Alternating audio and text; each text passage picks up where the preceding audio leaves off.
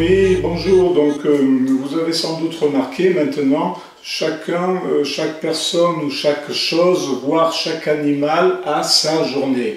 Alors, le 8 mars, c'est la journée de la femme, hein, ce qui est très bien. Hein, il y a aussi la journée de la Gay Pride, la journée du patrimoine, la journée des baleines, des phoques, des jeunes, et tout ce qu'on veut. Et c'est très bien.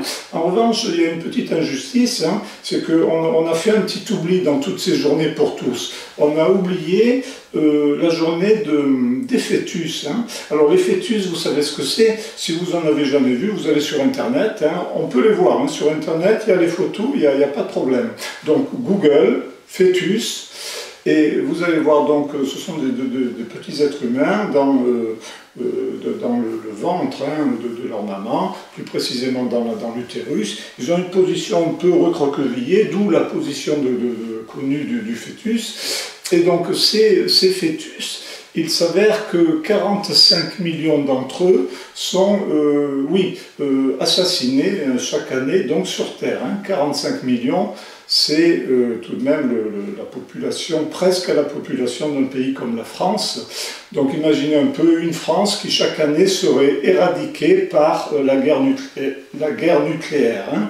Donc les fœtus, eux, sont éradiqués par l'IVG, hein, l'interruption volontaire de grossesse, ce qui est un peu un nom de code. Moi je préfère dire AVI, hein, assassinat volontaire d'innocents. Enfin, tout ça, c'est de la petite sémantique. Au fond, on s'en fout.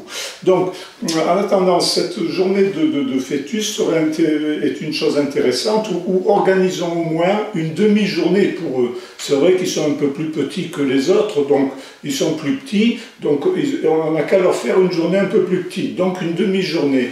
Alors, moi je pensais à la journée, qu'on partage la journée donc, de 8 mars, hein, avec la journée de la femme, qu'elle soit partagée avec une demi-journée ou au moins 1 heure pour les fœtus. Hein. Voilà, ça serait une bonne idée.